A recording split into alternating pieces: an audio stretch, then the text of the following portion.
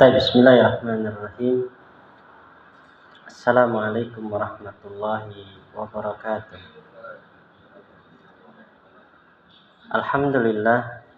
Alhamdulillahi rabbil alamin. Wa bihi nasta'in ala umuri dunya waddin. Wassalatu wassalamu ala asyrafil anbiya'i wal mursalin wa ala alihi wa sahbihi wa man tabi'ahum bi ihsanin ila yaumiddin, amma ba'd. Alhamdulillah, jawaban antum sudah lebih bagus daripada yang sebelumnya. Cuman rata-rata penulisan Saudi salah semua. Ya, kalau nggak pakai waw itu bacanya Sa'diyah nanti jadinya. Ya, kalau nggak pakai waw itu bacanya Sa'diyah. Jadi Saudi itu su'u, pakai ain, kemudian waw. As-Su'udiyah. Ya. Sin, ain, waw, dal, ya, tak marbutah. Ya, jadi As-Su'udiyah. Kemudian yang kedua, apa tadi? Dari bagian yang ibu-ibu, kelupaan, atau banyak sih Bapak juga ada, kelupaan kalimat ini. Ya, di nomor berapa tadi? Di universitas ini. Ya. Di situ kalau pakai bil jami'ati artinya di universitas gitu aja. Kan saya tambah apa? Ini. Jadi pakainya bihadihil jami'ati atau fi hadihil jami'ati. Karena bi itu semakna cuman fi. Gitu ya. Dan kurang ininya. Ya, kurang ininya. Selainnya alhamdulillah sudah benar ya. Sudah benar. Tapi insyaallah kita akan nambah materi pada pertemuan kita kali ini ya. Terakhir kita sampai latihan ke berapa? Halaman berapa terakhir?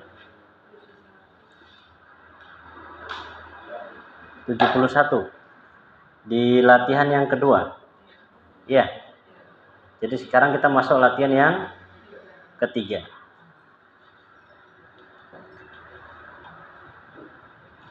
Oh iya juga tadi ada yang lupa. Agnia itu nggak bisa dijamakkan dengan ghaniyuna. Ya, agnia nggak bisa dijamakkan dengan ghaniyuna karena dari sana sudah jamaknya agnia. Ya, jamaknya sudah agnia. Dan ini sebenarnya pembahasannya di kelas lanjutan. Kenapa kok pakai jamaknya itu nggak pakai jamak ghaniyuna? Karena kata yang dijamakkan dengan ghaniyuna atau kata yang dijamakkan dengan waw dan nun itu tidak semua kalimat ada syarat tertentu, gitu ya. Baik, sekarang kita masuk ke latihan yang ketiga. Tolong diperhatikan karena ini kaidah baru.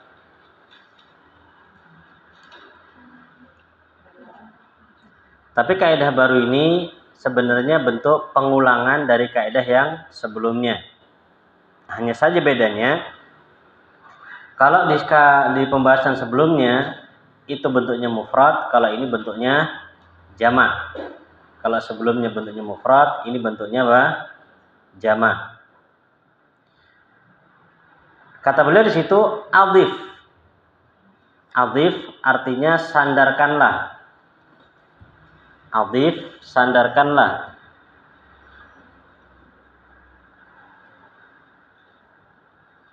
Halaman 71 latihan ketiga. Adhif, sandarkanlah. Al-asma'a isim. Asma itu jamak dari ismun. Kalau ismun nama, kalau asma nama-nama. Adhif, sandarkanlah al-asma'a isim al-atiyata berikut.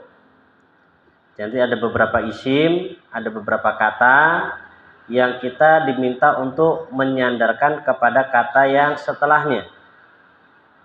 Jadi ini pembahasannya mudhafun ilaih. Marratan ila ismin zahirin wa ukhra ila dhamirin. Marratan sekali diidhafahkan kepada isim zahir dan sekali lagi diidhofahkan kepada dhamir.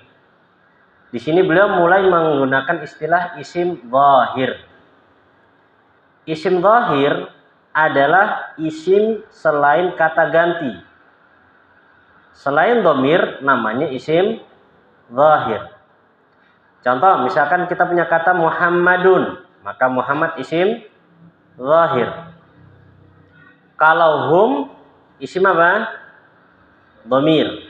Jadi kalau misalkan kita dapatkan istilah isim zahir, maka yang dimaukan adalah selain kata ganti. Saya ulangi, adhif sandarkanlah al-asma al-atiyata isim-isim berikut marratan sekali ila ismin zahirin kepada isim zahir wa ukhra dan sekali lagi ila dhamirin kepada dhamir. Jadi kita diminta untuk mengidhofahkan sekali kepada isim zahir dan sekali kepada isim dhamir.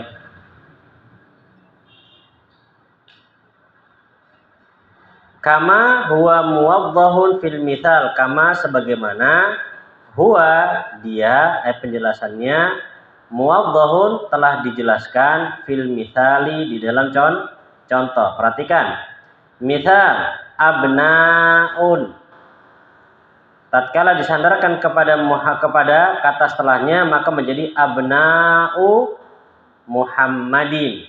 Maksudnya kaidah pembentukan mudhafun mudhaf ilaih masih berlaku. Yaitu tidak boleh pakai alif lam dan tidak boleh di tanwin. Maka jadinya abna'u. Sedangkan mudhafun ilaihnya harus berharokat kasrah. Ya, harus berharokat kasrah atau majrur. Kemudian yang kedua, abna'uhu. Ini ketika disandarkan kepada apa? Dhamir atau kata ganti. Apa faedahnya di sini? Faedahnya di sini adalah bentuk penulisan. Faedahnya adalah bentuk penulisan. Tadi juga sudah ada yang mempraktekkan tapi lupa punya siapa. Ya, cuman salah. Ya. Apa itu? Kalau kita mendapatkan hamzah, ya hamzah yang awalnya di belakang, kemudian karena suatu sebab dia berubah atau berada di tengah dan dia berharokat dhammah, maka cara penulisannya di atas waw. Saya ulangi, kalau misalkan ada sebuah hamzah,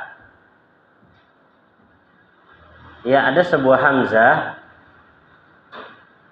yang seperti ini ya. Yang sebelumnya apa? Alif.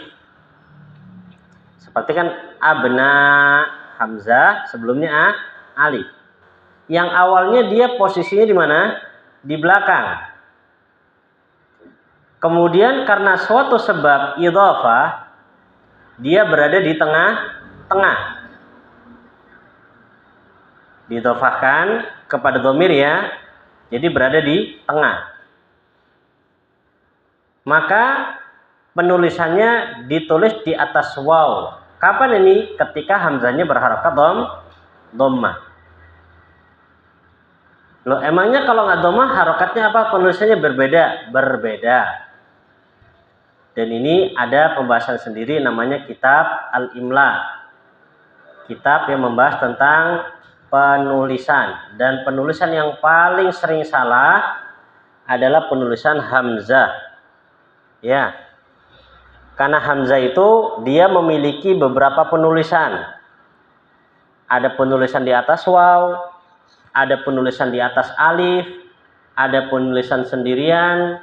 Demikian pula ada penulisan yang dia di atas yang namanya gigi begitu. Ya, di atas gigi atau di atas ya misalkan. Ya, itu ada kaidah-kaidahnya sendiri. Khusus tentang pembahasan imla, dan imla itu bukan khot ya. Kalau khot itu kan memperbagusi tulisan. Kalau imla itu penulisan katanya harusnya bagaimana. Ya, harusnya bagaimana. kaidah penulisannya, bukan untuk memperbagus tulisan. Kalau kita bahasa Indonesianya mungkin tulisan itu, kalau imla itu masuk dikte. Ya. Kan terkadang kalau dikte itu kan kapan ada huruf besar, kapan harus huruf kecil. Lah, sama, itu imla. Pelajaran dikte. Kalau kalau mungkin zaman saya dulu pelajaran, kalau di tempat saya ada namanya pelajaran alus kasar. Ada ya? Dulu ya, alus kasar dia, dan saya nggak pernah lulus alus kasar. Lulusannya kasar, tau nggak ada halus-halusnya. Gitu ya. Jadi itu mungkin kan tulisan alus kasar itu kan membuat apa? Membuat tangan itu terbiasa latih, akhirnya Pak, penulisan hurufnya juga menjadi bagus. Itu mungkin kalau kita di Indonesianya, gitu ya. Dan semakin kemarin kan tulisan itu semakin bagus-bagus itu. Ya, bahkan ada teman yang menunjukkan ke saya buku yang bisa melihat karakter seseorang dari apa? Tulisan. Gitu. Ada itu, Bu. Mosok ini katanya. Ya, benar bisa ternyata. Ya, kalau tulisannya begini, maka karakternya segini. Ini ngerti perkara gaib? Enggak, itu sudah penelitian mereka. Gitu ya. Baik, selanjutnya ya, kita ulangi. Seperti tulisannya abna'uhu. Kalau seandainya ditulis biasa, abna'uhu, begitu aja nggak pakai waw, maka secara kaedah imlaknya salah. Ya, kaedah imlaknya salah. Seperti contoh, misalkan begini. Kalau misalkan kita buat kalimatnya begini aja. Abna'uhu. Abna'uhu. Maka ini apa? Benar apa salah? Salah. Kenapa? Karena di sini ada hamzah yang awalnya berada di akhir, kemudian berada di tengah. Ya, ini kaidah baru satu ya. Beberapa kaidah lagi yang lain yang sama seperti ini. Maka yang benar harusnya penulisannya dengan apa? Wow. Jadi abna kasih waw dulu, baru di atasnya kasih hamzah. Begini. Abna uhu. Ya, abna uhu. Kalau seandainya kita buat apa? Kita buat dokter. Dokter bahasa Arabnya apa? Jamaknya atibba'u. Kan gini. Atibba'u. Ketika bersambung dengan hu, penulisnya juga sama. Jadi apa? Atibba'u. Ingat, kalau secara penulisan sama aja, u juga bacanya. Secara apa pengucapan? Secara pengucapan bacaannya sama, uhu. Cuman yang jadi permasalahan adalah secara penulisan. Ya, secara penulisannya.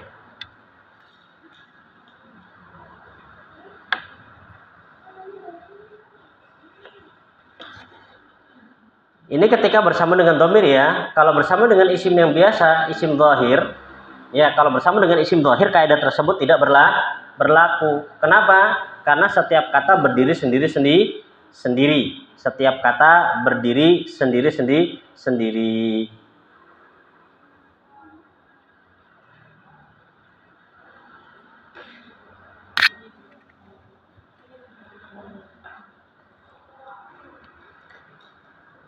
Taib, coba Pak Tio, nomor 1, asmaun, jadinya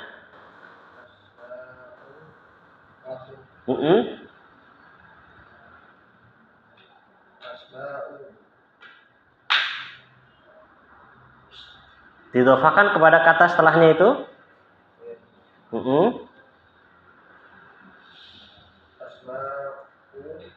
Langsung masuk asmaut. Masih salah.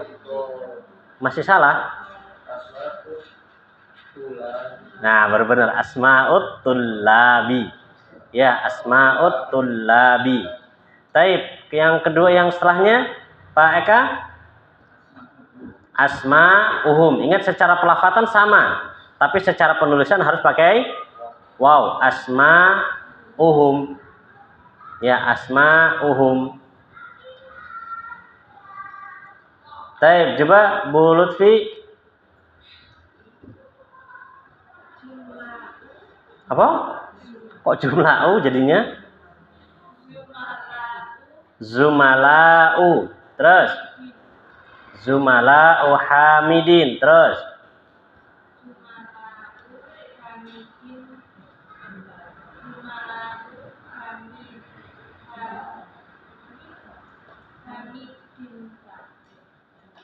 Terus setelahnya sampingnya itu loh.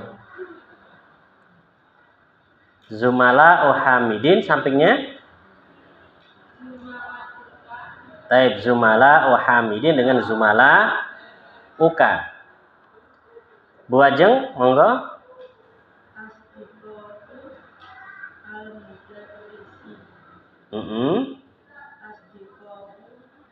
Asdiqo uhu, gitu ya. Asdiqo uhu. Apa bedanya Zumala dengan Asdiqo, Pak Dafikin? Zumala teman khusus. Apa itu, Pak? Satu kegiatan, satu kelas, gitu ya. Terus kalau Asdiqo teman kenalan, gitu ya. Baik. Kalau ini teman tapi ini, Pak, teman tapi dekat. Ya, teman tapi dekat. Masya Allah. Zumala dengan asdiqa. Ya, asdiqa. Baik. Ada yang ditanyakan untuk latihan kali ini? Ini latihan yang ketiga. Jelas kan? Jadi cuma diterangkan tentang masalah apa? Penulisan ketika dia bersambung dengan isim domir. Ya, bersambung dengan kata ganti. Dan ini khusus yang Bapak yang pakai hamzah belakangnya ya. Kalau enggak tulisan biasa. Misalkan dhaifun jamaknya apa? Dhuyufun. Coba Bu Pak Eka. Tamu-tamu mereka. Dhuyufuhum. Coba pada Fikin. Saudara-saudaranya kamu. Ikhwatuka, ya saudara-saudaranya kamu ikhwatuka. Baik, Pak Anto, orang kaya mereka. Ghaniyun jamaknya agnia mereka. Aghniya'u hum, karena mereka hum. Nah ini penulisannya pakai apa? Wow, aghniya'uhum. Ya, aghniya'uhum. Coba Bu Sri, santri-santrinya universitas. Mahasiswanya universitas, karena universitas nggak ada santri.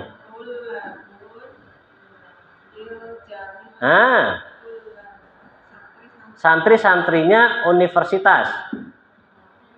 Mahasiswa universitas.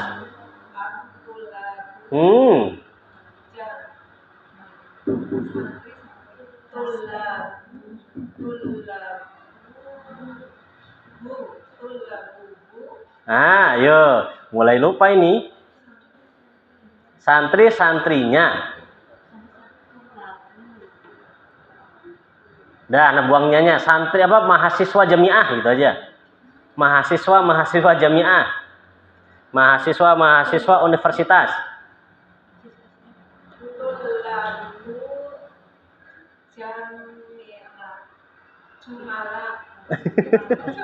Kok ada jumala?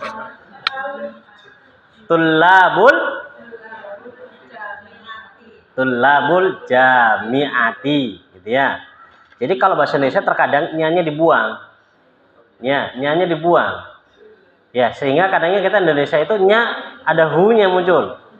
Karena sudah belajar kata ganti. Akhirnya hu-nya mau nggak mau ikut dia. Lah kalau di Indonesia kan apa? Mahasiswa jamiah. Santri ya, santrinya atau santrinya Hamid. Baik, Pak Tio, santrinya Hamid. Dan Didun Tullabu nggak boleh Hamid Pak, nggak diterima di sini. Harokatnya harus ditambahkan Tullabu Hamidnya sudah benar, harokatnya masih salah.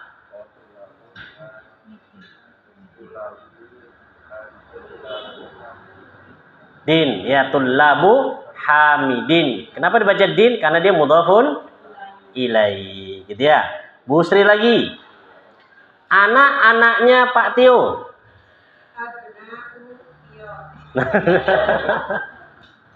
Ya, gitu. Karena kalau di sana nggak mungkin berubah. Kalau memang namanya orang sudah Tio, jangan dirubah jadi kasroh. Karena nggak bakal nerima orangnya. Gitu ya. Masya Allah. Sudah. Lanjut. Kita masuk ke latihan yang keempat. Iqra'il mithala. Tolong diperhatikan.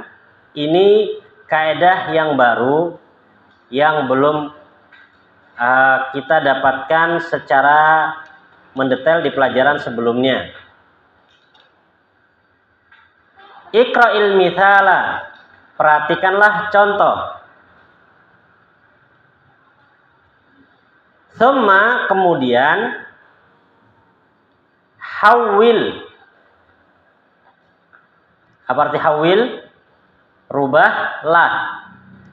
Thumma hawil. Kemudian rubahlah. Al-jumala jumlah-jumlah. Al-atiyata berikut. Mithlahu semisalnya. Rubahlah contoh-contoh atau rubahlah jumlah-jumlah berikut semisalnya. Semisal contoh. Jadi kita suruh baca dulu, kemudian baru dirubah. Baik, sebelum itu tolong diperhatikan dulu papan tulis. Ana akan jelaskan terlebih dahulu supaya lebih paham.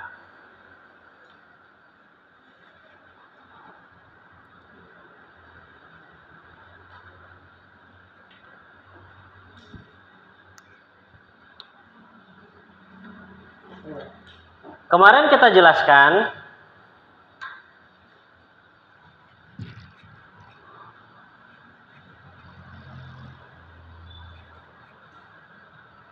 bahwasanya antara mubtada dan khobar, ya, antara al-mubtada dan al-khobar harus sama dari sisi jumlah.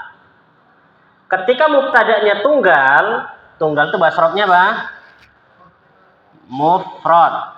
Maka khobarnya juga mufrad. Ketika mubtada'nya berbentuk jamak, maka khobar juga harus berbentuk jamak. Sudah. Cuman yang jadi permasalahan, khobar ini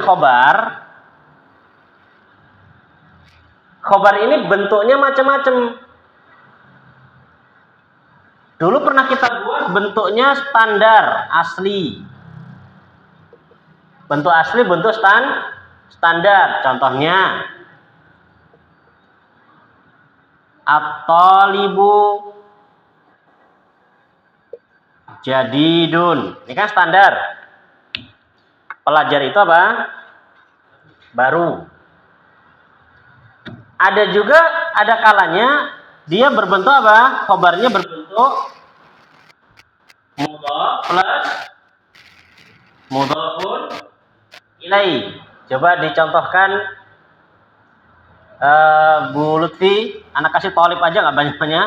Anda bantu mubtada'nya, khobarnya jenengan pikir sendiri. At-talibu khobarnya berbentuk mudhaf ilai. Ini sudah lama kita nggak gini nih. Ini masih terpikir nih kemarin. Cuma nanti lagi pusing merubah dari mufrad ke jamak. Jadi ada dua lagi yang belum ana kasihkan tugasnya, yaitu apa? Membuat pola, ya, sama merusak yang sudah terhafalkan itu. Monggo, khabarnya mudhaf ilai. Waduh. Maaf. Ibnu Al-Waziri. Oh, mantap ini. Ibnul Waziri Hamidin. Ya. Sebelumnya anak katakan contohnya ini sangat sempurna. Ya, jadi tambah dia modelnya. Plus badal. Ya, plus badal. Karena wazir apa? Hamid badal dari wazir. Sebenarnya cuma sampai sini aja cukup, gitu ya. Karena memang makrifat ini. Baik. Yang ketiga, ada kalanya ini nggak nasabel semua ya, cuma sebagian aja. Ada kalanya khobarnya itu berbentuk fiil. Ada kalanya khobarnya berbentuk fiil. Contohnya misalkan begini. At-talibu jalasa titik. Kan talib ini mubtada. Ya. Talib ini mubtada. Jalasa ini khobarnya. Kan pelajar itu duduk di mana? Kan begitu ya. Misalkan jalasa fil fasli. Gitu ya, fil fasli. Fi jalasa ini kan apa? Fiil plus khobar. Fil fasli jar majrur kan begitu. Nah, yang jadi permasalahan kita yang kita bahas kali ini dia. Ya. Tambah satu lagi. Khobar yang berbentuk al-jar wal majrur. Khobar yang berbentuk jar majrur. Kayaknya Pak Tim mau buat contoh. Pak mau nggak Pak? Anak kasih depannya Pak. At-talib juga lah Pak. Ini. At-talibu. Nah, khobarnya jar majrur.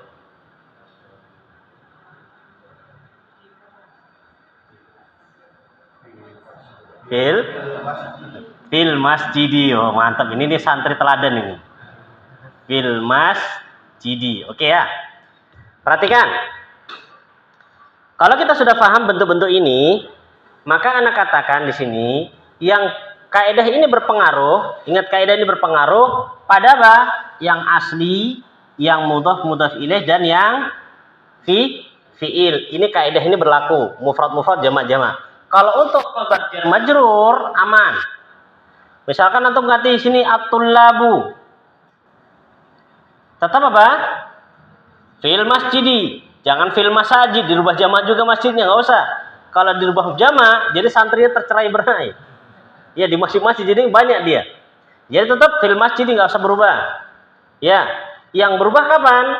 Ketika yang standar berbentuk mudhaf ilaih atau berbentuk fiil. Dan pembahasan kita kali ini fiil. Ya, pembahasan kita kali ini fiil. Bisa dipahami insyaallah nih? Baik, kalau bisa dipahami, kita kembali ke kitab biar lebih jelas.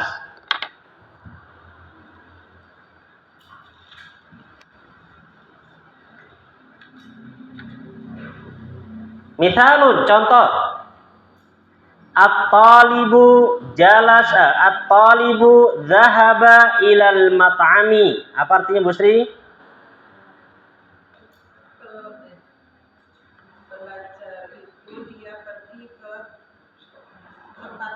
Tempat makan. Umum ya, ke tempat makan. Lihat kalau secara ketentuan at-talib adalah mubtada. Sedangkan zahaba khobar, fiil plus khobar. Maka tadi kita katakan kalau khobarnya masih berbentuk fiil, maka kaidah harus sama juga berlaku. Sehingga akhirnya berubah jadi at-tullabu zahabu. At-tullabu zahabu. Ini kalau mubtadanya berbentuk mudzakkar, jamak mudzakkar. Kalau berbentuk jamak muannas nanti ada pembahasan sendiri. Ya. Jadi sini beliau sebutkan dulu. Dan ini alhamdulillah sudah antum kerjakan pada latihan pekan lalu. Ketika kita buat apa kalimat. Jadi kalau seandainya misalkan buat begini, at-tullabu dzahaba, benar apa salah? Salah. Salahnya kenapa? Dzahabanya berbentuk mufrad. Kalau mau dibuat jamak harus dzahabu. Jadi singkat anak Bustri waktu itu nanya ya, ini kalau dzahaba jamaknya gimana? Ya, jadi dzahabu gitu ya. Jadi berlaku ketika khobarnya berbentuk fiil, berlaku pula kaidah mubtada dan khobar harus sama dari sisi jumlah. Gitu ya. Coba latihan. Pak Dafiki nomor 1.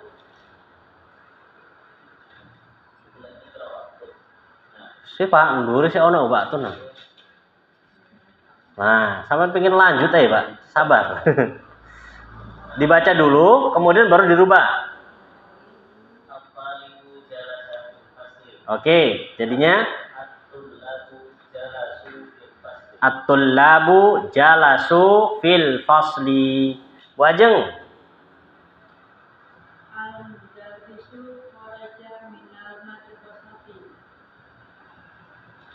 Dirubah.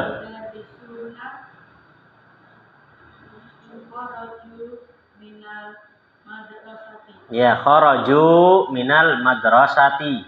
Ingat kharaju, cara penulisannya wawunya dikasih alif ya.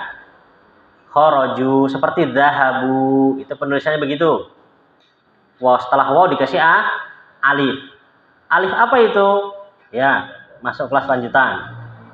Sekarang nggak bisa pilihan, nggak bisa sebutkan, karena pusing nanti. Gitu ya. Di kelas lanjutan pun belum tentu Anda sampaikan juga. Gitu ya. Karena sebenarnya bahasa Arab itu Masya Allah. Ya, bahasa Arab itu semakin kita pelajari, semakin banyak ternyata. Anak kemarin baru dengarkan definisi kata kalimat ainun. Ya, ketika pas belajar atau membaca tafsir Sa'di atau mendengarkan kajian dari tafsir As-Sa'di dari Syekh di Saudi. Kalimat ainun artinya apa? Mata. Tapi terkadang ainun juga bisa bermakna apa? Mata air. Ainun terkadang bisa bermakna mata air. Nah, setelah menjelaskan itu, Syekh menjelaskan tentang kalimat ain. Kalimat ain itu dibahas oleh Al-Imam Al-Khalil Ibnu Ahmad Al-Farahidi, dibuat suatu kitab khusus namanya Al-Ain. Kitab Al-Ain. Jadi Al-Ain itu kitab seperti kamus Arab begitu, yang menjelaskan kalimat ain. Nah, ternyata kalimat ain itu dibahas sama beliau kurang lebih 1000-an. Di dalam bahasa Arab, ain itu ada 1000-an. Nah, di situ beliau menjelaskan bahwasannya ausaul lughat. Lughah yang paling luas bukan lain adalah bahasa Arab. Itu ya, bahasa Arab.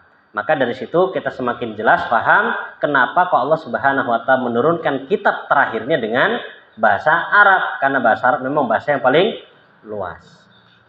Bahkan kemarin juga Anda dengarkan live kajian yang Syekh yang Aljazair yang diadakan sama Stay Ali di Batu atau di mana itu. Ketika beliau menjelaskan tafsir surat As-Saff. Tafsir surat As-Saff. Ya, ketika menjelaskan tafsir surat As-Saff, beliau menjelaskan bahwasannya kalau seseorang itu mau mendalami Al-Quran, maka dia akan menyadari, ini bil makna, kalau seseorang itu mau memahami Al-Quran, maka dia akan menyadari bahwasanya Al-Quran itu benar-benar sampai kepada tingkat sastra yang paling tertinggi. Ya, tingkat sastra yang paling tertinggi.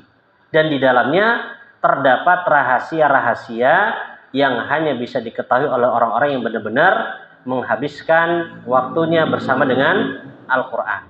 Ada nih tadi Ana dikirimi sama teman tuh tentang Quran. Dan Ana pikir iya juga sih, masuk juga ini penjelasannya. Ana bacakan ya, barangkali bisa memberikan motivasi kepada kita untuk semakin bersemangat mempelajari bahasa Arab agar kita bisa memahami Al-Quran. Semoga nggak hilang. Oh, di-share Pak? Oke. Di-share kemana Pak? Loh, ini dia.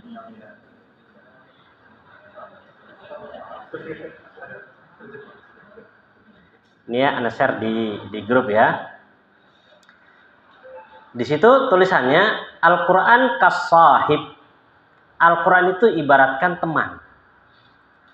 Kullama talatis suhbatu, setiap kali pertemanan itu semakin lama, maka arafta asrarahu, kamu akan semakin mengetahui rahasia-rahasia Quran. Jadi semakin kita lama mendalami Al-Quran, memahami Al-Quran, membaca Al-Quran, kita akan semakin mengerti banyak sekali rahasia-rahasia yang ada di dalam Al-Quran. Kemudian kata beliau, fasahib, ini sebagai contoh, yang namanya teman itu la yu'ti sirrahu, tidak mungkin akan memberikan rahasianya, liman la yujalisuhu, kepada orang yang tidak duduk bersama dia, siwad daqaiq, kecuali hanya beberapa saat, tsumma yansarif, kemudian berpaling pergi. Ya enggak? Orang kalau mau curhat rahasia itu kan teman-teman memang apa? Teman-teman memang sudah lama kumpul dan dia percaya seperti itu kan? Maka demikian pula Quran. Kalau kita semakin dekat dengan Quran, maka Al-Quran itu akan memunculkan rahasia-rahasianya, keindahannya. Lah gimana kita mau mengetahui keindahannya kalau kita aja nggak paham bahasa Arab? Ya, karena memang Masya Allah ketika kita baca tafsir itu semakin terlalu tinggi banget bahasanya. Ya, bahasanya tinggi. Kadang kalimatnya berubah dari mufrad tiba-tiba berubah jamak. Kemudian kalimatnya kenapa pakai kalimat ini, nggak pakai kalimat ini. Ya, sebagai pernah sampaikan ke antum tentang istri dalam bahasa di dalam Al-Quran itu ada tiga huruf, ada tiga kalimat. Ada kalanya pakai zaujah, ada kalanya pakai imro'atun, ada kalanya pakai sahibah. Ini di dalam Al-Quran, gitu ya. Dan itu memiliki makna sendiri.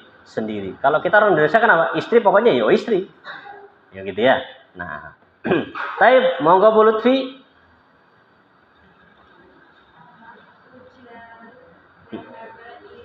Ulangi. Sudah salah itu. Kecepatan itu antara menggabungkan jawaban dengan pertanyaan itu.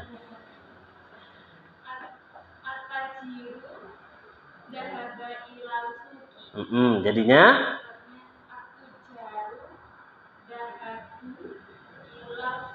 baik. Dulu mungkin kita ketika belajar bahasa Arab awal-awal, Masya Allah ya, rasanya berat banget gitu ya. Tapi sekarang Anda dengarkan ketika antum baca, itu secara otomatis itu tertranslate dia. Berubah nggak artinya? Tahu kan artinya ketika baca at-tajiru dhahaba ila suq, nggak butuh buka kamus.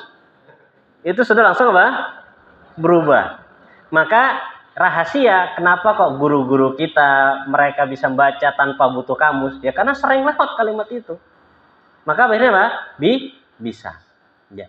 Jadi sebenarnya orang bisa itu bukan hanya sekedar pintar, tapi karena memang terbiasa. Ya, karena biasa. Lah, kalau kita nggak membiasakan, misalkan ya, kalau seandainya kita belajar bahasa Arab ini, cuman pas datang baru buka, ya, nggak pernah ada latihan, nggak pernah ini, nggak jadi. Ya, tidak jadi. Yang ada pusing. Inilah. Lah gimana nggak pusing? Semakin ke depan harokatnya hilang. Nggak ada harokatnya coba ini. Setelahnya nih harokatnya hilang lagi semua ini. Baik, kita langsung masuk lagi. Iqra waktu, baca dan tulis. Kita baca aja. Sekalian langsung diterjemahkan. Monggo dari Pak sebenarnya Pak Anto. Nomor 1. Artinya pelajar itu di kelas. Langsung berubah sendiri dia. Ayo pada Vicky.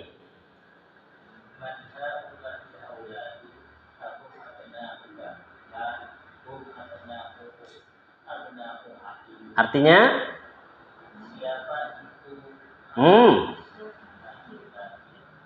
siapa anak-anak itu? Haula jamak dari hada dan hadihi. Siapa anak-anak ini? Terus apakah mereka anak-anak? Oke. Tidak, mereka anaknya saudara. Anaknya, anak-anak, saudara-saudaraku. Pak Eka.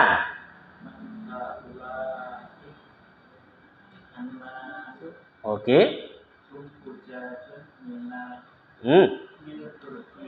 Artinya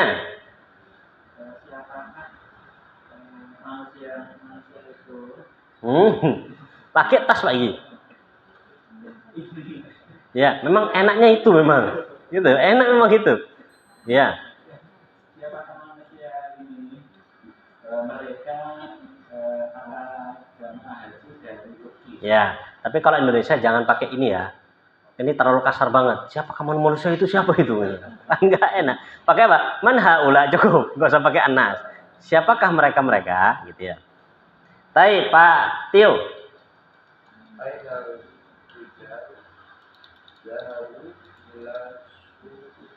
Artinya?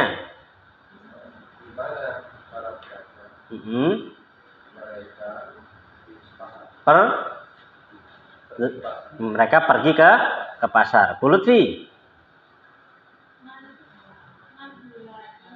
Apa, Bu? Wah, hari ini kok penuh sensasi ya. Masya Allah ini.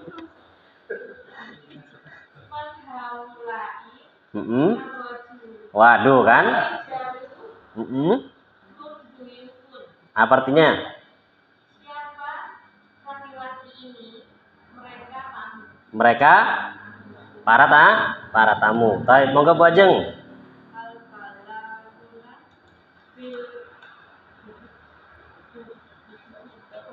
Huku.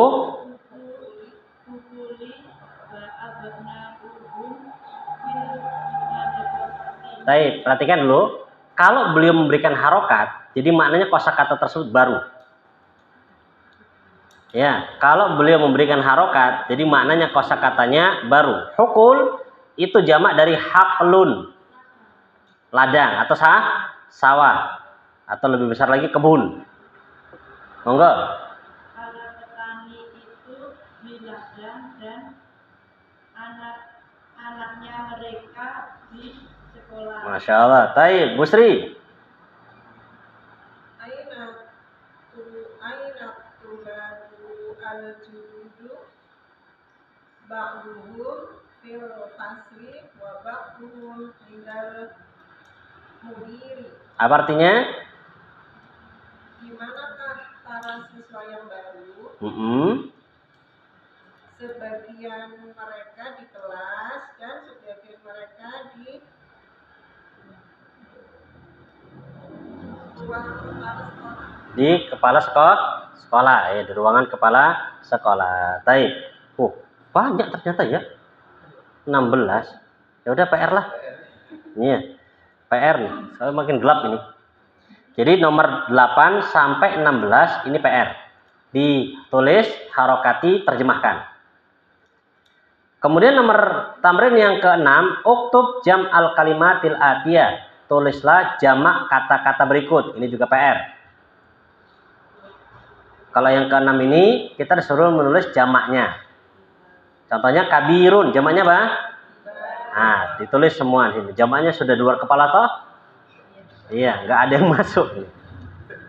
Baik, al-kalimatul jadidah, kosakata baru. Al-haqlu jamaknya hukulun. Al-haqlu jamaknya hukulun. Hukul sawah atau kebun. An-nasu apa nas? Manusia. Al-qaryah desa. Ya, al-qaryah desa. Jadi kalau ashabul qaryah penduduk desa. Ashab jadi kan orang yang tinggal gitu loh. Ashab itu orang yang tinggal di desa. Ad-dhaifu Ad-dhaif apa dhaif? Tamu. Ya. Tamu. Asy-syaikhu syekh. Syekh ini bisa bermakna dua, bisa orang tua, orang yang sudah tua, syekh, atau bisa juga adalah orang yang memiliki ilmu walaupun masih muda. Itu asy-syekh. Kalau kita di Indonesia biasanya syekh itu untuk orang tua. Ya. Tapi kalau di Arab, syekh itu adalah orang yang dituakan. atau dianggap berilmu walaupun masih muda. Al-mat'am, restoran, tempat makan, mat'am. Al-madrasatul ibtidaiyah, MI. Ya, SD apa MI? C, Pak Tio. Madrasah ibtidaiyah apa, Pak?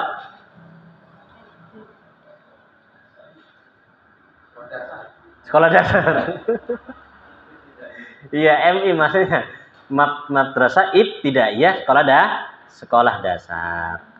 Baik, alhamdulillah kita belum selesai. Ya, dari pelajaran ke-13 baru separuh ini masih ada ba setelahnya. Ya, masih ada ba setelahnya. Untuk ba ini nanti untuk jamak perempuan. Kalau kemarin kan jamak laki-laki, kalau besok jamak perempuan.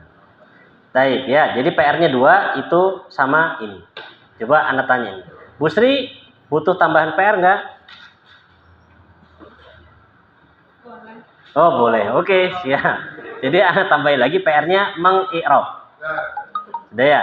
PR-nya meng-i'rab. Tadi kalau bilang Bu Sri bilang enggak usah Ustaz, cukup. Ya sudah, cukup. Ya. Tapi insyaallah kita cukupkan sampai di sini dulu. Wallahu taala alam bisawab. Subhanakallahumma hamdik.